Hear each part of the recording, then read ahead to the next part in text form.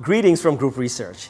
Here at DBS, we follow important economies like China, India, and Singapore on a day-to-day basis. But we don't want to wait for the quarterly data release in an April or May of a given year for what happened to the GDP in January, February, March. That's a bit late for us. So what do? We try to come up with a real-time estimate of GDP. And that's where Nowcasting comes in.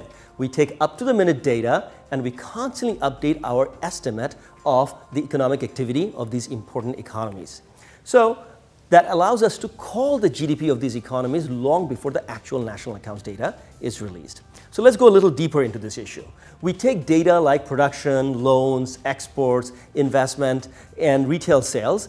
These are widely available, but they're available on a monthly basis. That allows us to update these models a little more faster than what the quarterly data would allow us. And then we take everything that is available now, and then for all the data that is not available in this quarter, we take some model-based forecasts. Combine that all, and we get our Nowcast.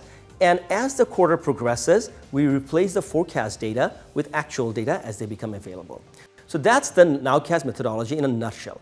What is it showing us at this moment? Well, we see in the case of China that after 4 successive quarters of sequential slowdown, the Chinese economy is still slowing, no sign of stabilization yet. Our model is suggesting around 6.25% of growth in the first quarter of this year and perhaps about as low as 6.1% in the second quarter. Of course, if there's a resolution in the China-US trade war, if there's a pickup in global electronics demand, things might get a little better. This might be the bottom part of the estimate, but we shall see. In the case of India, which is another strong growing economy in Asia, the high water mark for growth in this near-term cycle was somewhere around the middle of last year.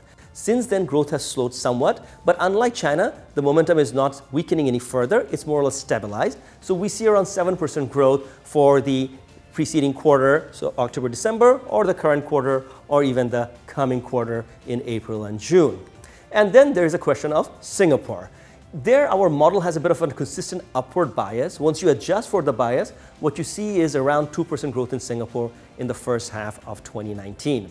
That's it from our side right now. If you want to hear more about our methodology or latest updates, you can follow us on Twitter, you can see our website, or you can even also follow other videos on the YouTube channel.